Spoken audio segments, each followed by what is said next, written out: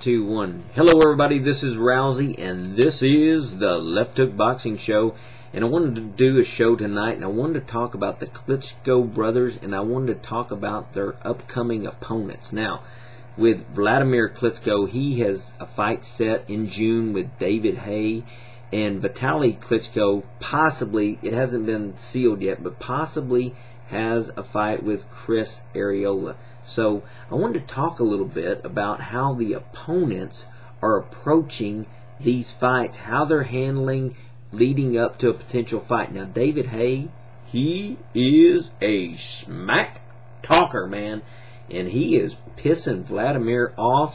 And I'll tell you what, this is something else. He went to the press conference, one of the press conferences leading up to the fight, and he had a t-shirt on with decapitated heads of both of the Klitschko brothers. And I tell you what, man, that guy's got some balls, because Vladimir said after that, he said, I'm going to make this fight last 12 rounds and I'm going to give him a slow, brutal punishment. So, I mean, smack talking's a part of boxing, and sometimes it pays off. I mean, Muhammad Ali, you go back to Sonny Liston, he talked a lot of smack and he backed it up. And hey, David Haye may back it up, but one thing for sure, the smack talk, it makes the fight interesting.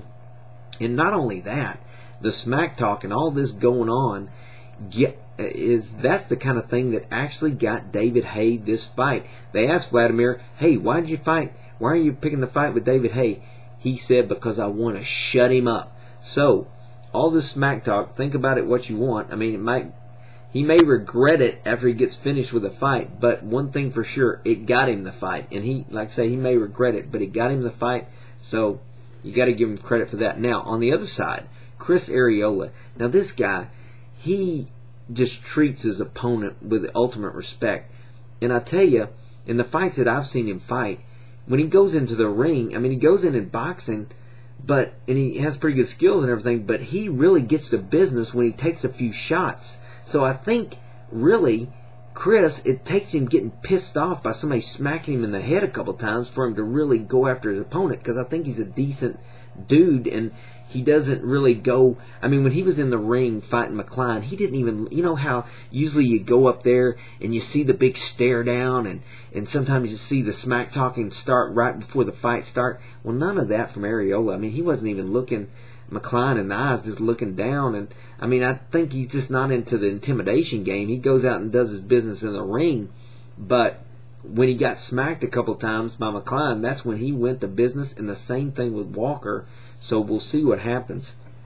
But I think Arreola has a chance in this fight. I don't think many people are going to give him a chance, but I believe he has a chance, and the reason I do is because of the home field advantage.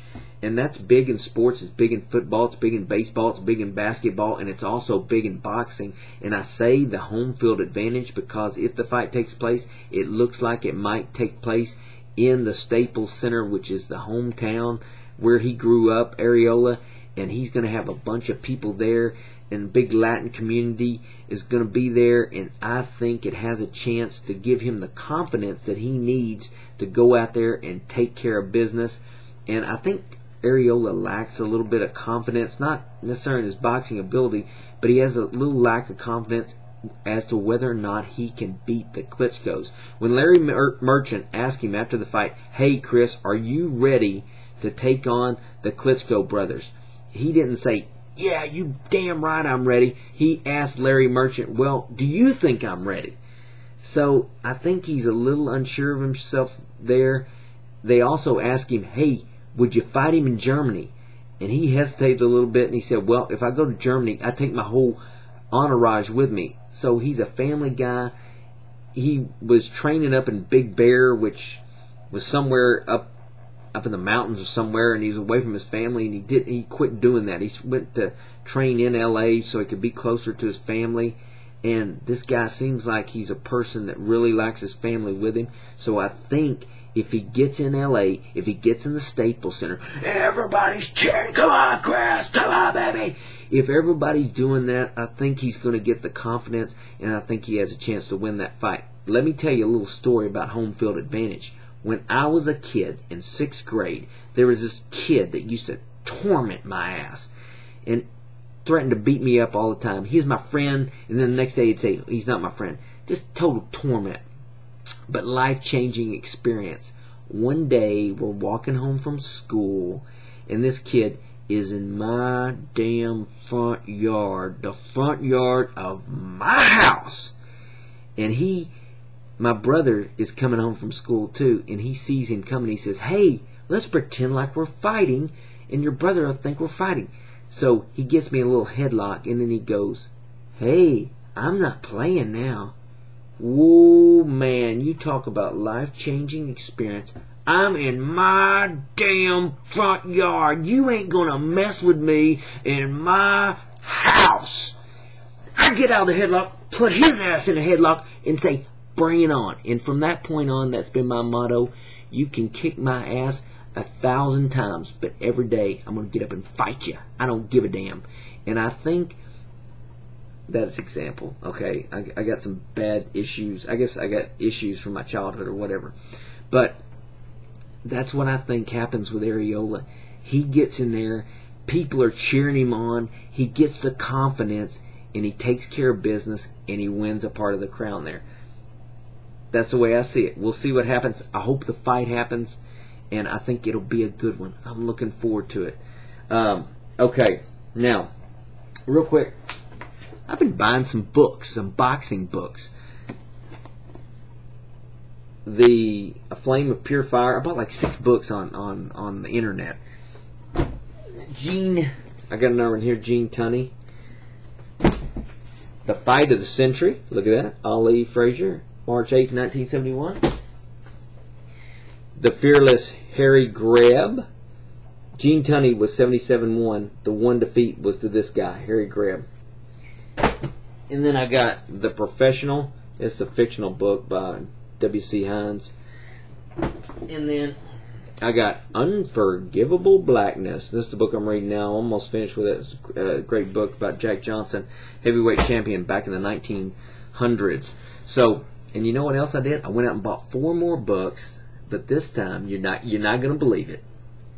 It's actually about boxing skills, like how to box. I got one from Joe Frazier and a few other people, Floyd Patterson. Rousey is going to learn how to box, and he might step his ass in the ring. I'm going through a midlife crisis. It's about my 3rd midlife crisis, and we're going to see what happens.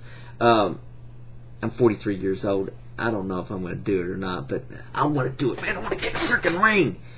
I got anger management issues, as some of y'all might know by watching my videos, but we'll see what happens there. But one other thing I want to say is on nicknames.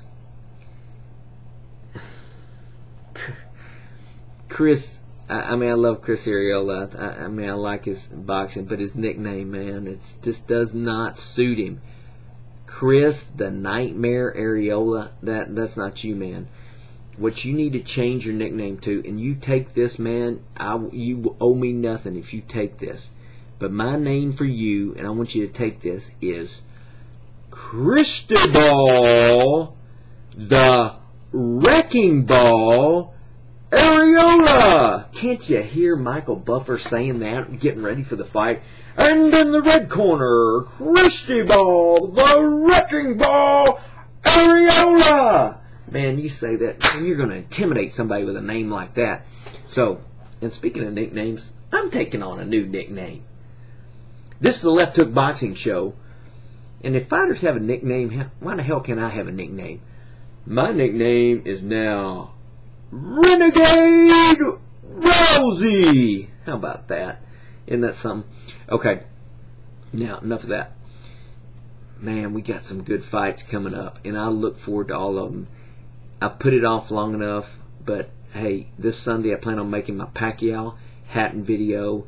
I think it's gonna be fight of the year, man. I really think it's gonna be fight of the year. If it's not a good fight, I'm gonna be up here really disappointed after the fight.